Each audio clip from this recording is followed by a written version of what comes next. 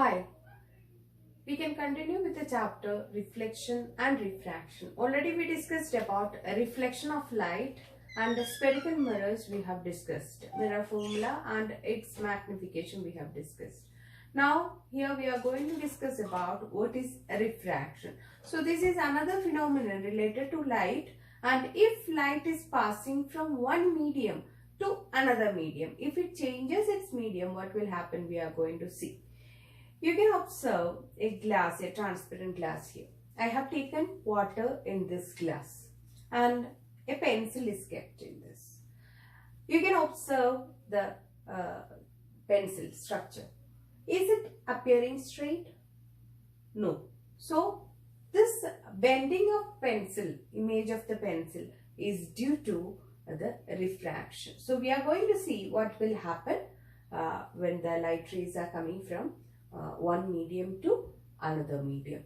Okay, so when light ray passes from one medium to another medium, it bends, and that bending of light is known as a refraction. And bending depends on the medium which we are taking.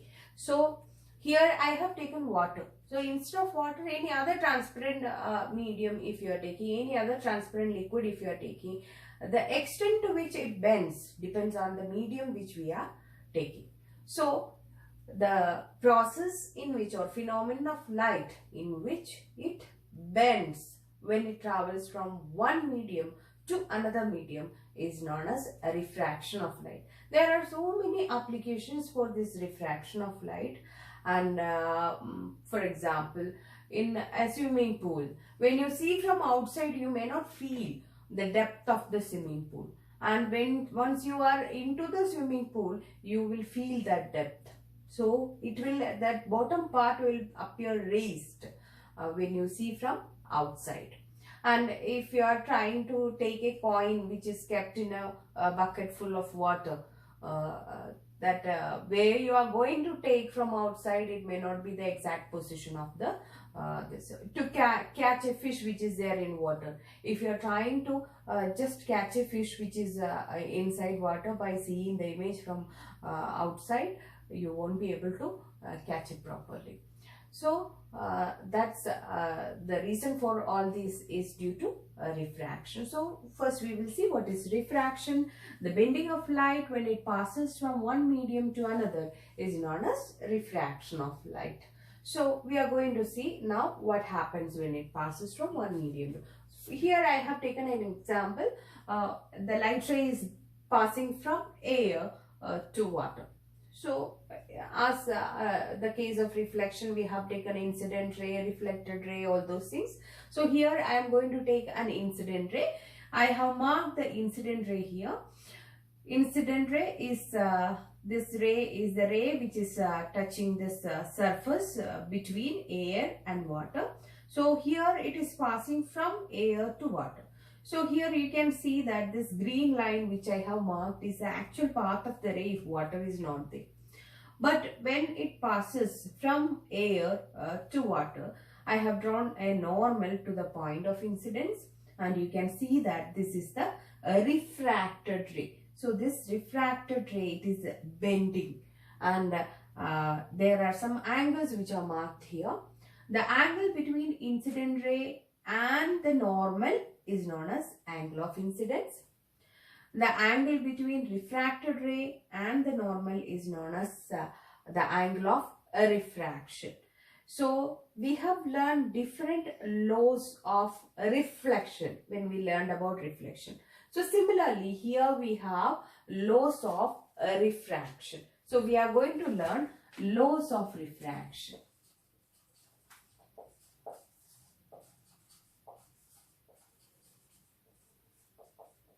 So like the case of reflection laws, here also there are two laws.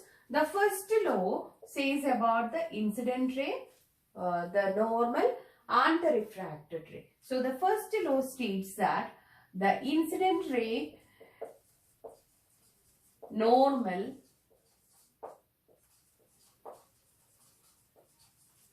and refracted ray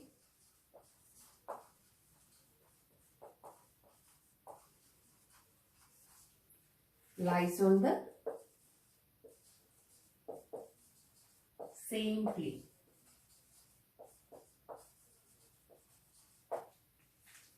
So that is the first law of refraction, that is incident ray, normal and the refracted ray lies on the same plane. And the second law, in the case of reflection, we said angle of incidence is equal to angle of reflection. But here, angle of incidence and angle of reflection will not be equal. So there is a relation between these two, and that relation, the second law, is also known as Snell's law. It is named after the scientist Snell's law. And it is very important, Snell's law. Snell's law states that the ratio of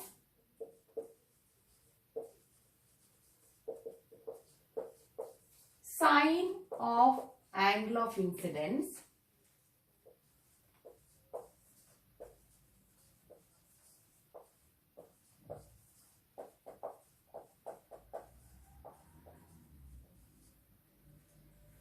to the sine of angle of refraction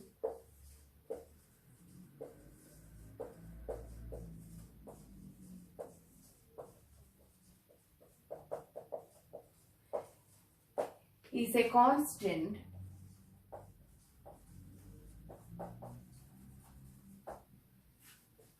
for a pair of media.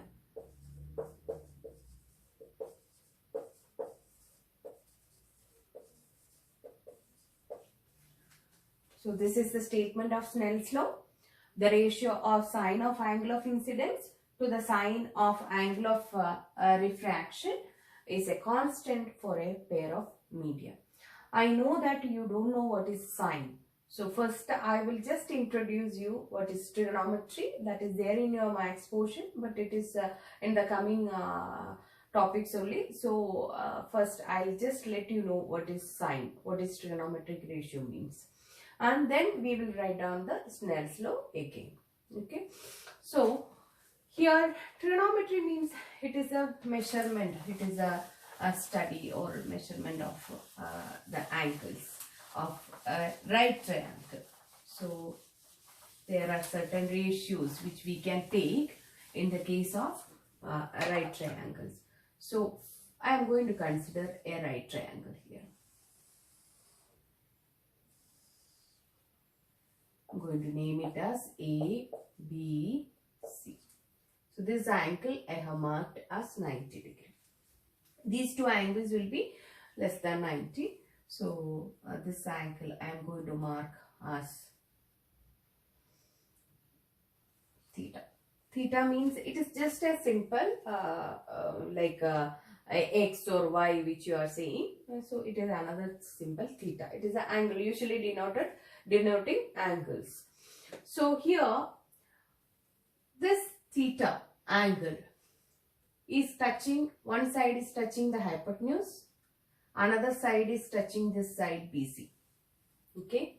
There is a side which is not touching that angle, and that side is AB.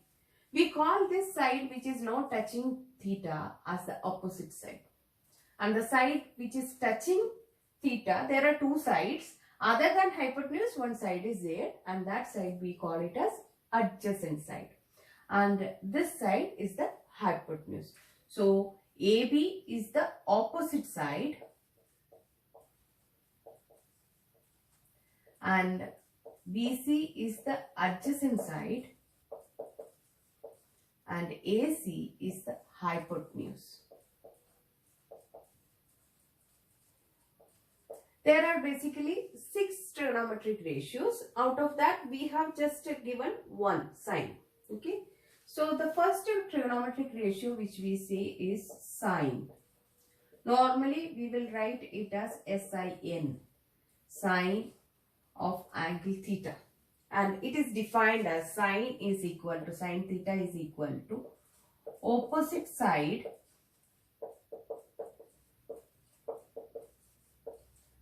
by hypotenuse. So this is the trigonometric ratio. It is the ratio of the sides and angle is related to ratio of the sides. So sine theta is opposite side by hypotenuse. In this triangle, if you are writing, it is equal to AB by AC. So depending upon the angle which you are taking, the sides can change. If you are taking an angle here, the opposite side will be this, opposite by hypotenuse. So it depends on the angle which you are taking. Second one is cosine theta, or we call it as cos theta. Cos theta is adjacent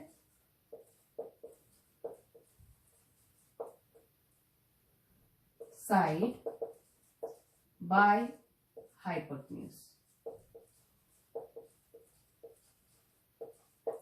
And third trigonometric ratio which we are going to write is tangent theta, or we call it as tan theta. Tan theta is equal to opposite side by adjacent side. So I have just stated only 3 trigonometric ratios here now.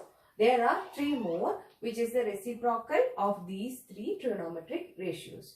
So sin theta is opposite by hypotenuse, cos theta is adjacent by hypotenuse, tan theta is opposite side by adjacent side. Now the reciprocal of sine, we call it as cosec theta. Cosec theta is hypotenuse by opposite side, and reciprocal of cos, we call it as sec. It is hypotenuse by adjacent side, and reciprocal of tan, we call it as cot. It is adjacent side by opposite side. Anyway, now you understood what is sine theta means. Sine means it is the ratio of opposite by hypotenuse. So we don't want actually this substitution of opposite and hypotenuse and all. But as sine is mentioned there, you may wonder what is sine. Okay, so now you understood what is sine. Sine is a trigonometric ratio, that is this angle is related to the ratio of the sides. Opposite by hypotenuse is known as sine theta. Okay, so that is sine. Now we are going to see Snell's law statement. Once again, what is Snell's law? Snell's law states that the ratio of sine of angle of incidence to the sine of angle of refraction is a constant for a pair of media. So again, I am going to draw an incident ray, a normal. This is the incident angle, and it bends, and this angle we have marked as R. Okay, it is traveling from air to water. So now I am going to write the expression for Snell's law. A ratio means one quantity divided by another quantity. So sine of angle of incidence, that means sine of, which is the angle of incidence, I, sine I, by sine of angle of refraction, sine R, is equal to a constant. So Snell's law states that the ratio of sine of angle of incidence to the sine of angle of refraction is a constant. And this constant we are writing as sine I by sine R is equal to refractive index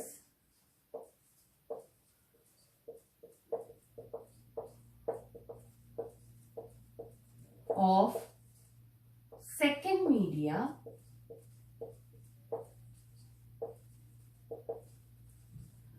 with respect to first media. So each medium is having a refractive index, and that refractive index is usually denoted by N. So here we can write, instead of this constant, we can write it is the refractive index of N. Refractive index is denoted by N of second media with respect to first media. So we can write N, that is refractive index of second media, N2 with respect to first media. So N21, and N21 can be written as N2 by N1. So N2 means it is a refractive index of second media. N1 means refractive index of first medium. And different medium is having different refractive indices. And in your textbook, it is given as a table. You just go through the textbook. It is given as a table. No need to by heart the values of refractive indices. Just go through it. Okay. So if it is needed for a numerical, they will give the value of refractive index. So N21 means N2 by N1. So what can you say? This N12, that means refractive index of first medium with respect to second medium. So this can be written as N1 by N2. So now again we are going to write the Snell's law once again. Snell's law, we said that it is the ratio of sine of angle of incidence to the sine of angle of refraction is equal to N2 1. That means sine I by sine R is equal to N2 by N1. Now this is Snell's law, and we are going to now define what is absolute refractive index. So absolute refractive index, or simply if you are saying refractive index,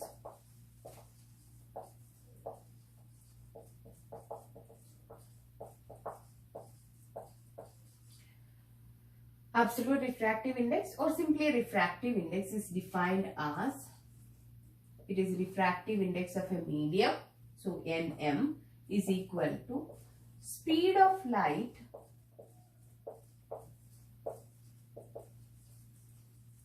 in air or vacuum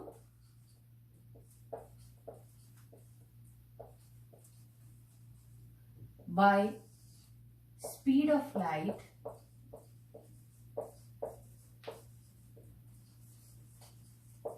in the medium.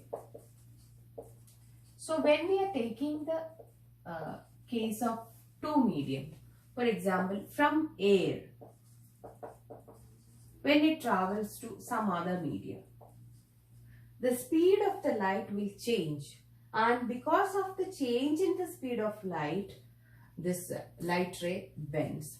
So air, it will the speed will be more. When it travels to some other medium which is having more refractive index, the speed will decrease, and because of that it will bend.